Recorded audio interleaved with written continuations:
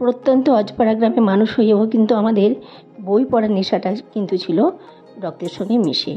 আমাদের গ্রামের প্রতিটা মানুষ কিন্তু শিক্ষায় দীক্ষায় খুব উন্নত ছিলেন। কেউ ডক্টরেট করেছেন, কেউ ডাক্তার হয়েছেন, কেউ সাহিত্যিক, কাব্য কবিতা, রাজনৈতিক নেতা, সব কিছু কিন্তু আমাদের গ্রামে একদম পরিপূর্ণ হয়েছিল। ছোটোবেলা থেকেই ছিল বই পড়ার ভীষণ ভালো অভ্যেস। কালের বিবর্তনে সেসব অনেকটাই কমে গেছে, কিন্তু আমার বাবা বই পড়ার অভ্যেস এখনও কমেনি।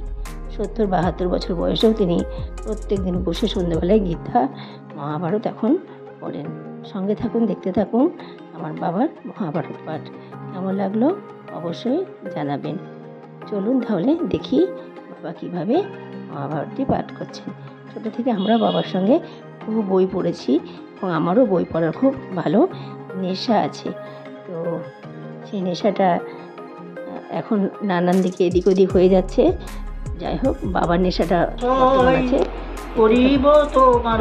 ভালো লাগলে অবশ্যই সাবস্ক্রাইব করে দেবেন। অদ্ভুত রাক্ষসী বিদ্যায় আছে মরুস্থানে, এই বিদ্যা জানিলে লোক জানে সর্বজনে।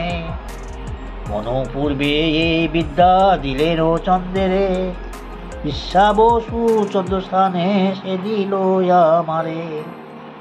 মনুষ্য অধিক আমি সেই বিদ্যা হইতে, সেই বিদ্যা দিব আমি তোমারও প্রীতিতে। পাই প্রতি শতয়শ দিব আর সেই অশ শান্ত নহে ভূমিলে সংসার। পূর্বে ইন্দ্র বৃত্তাসুর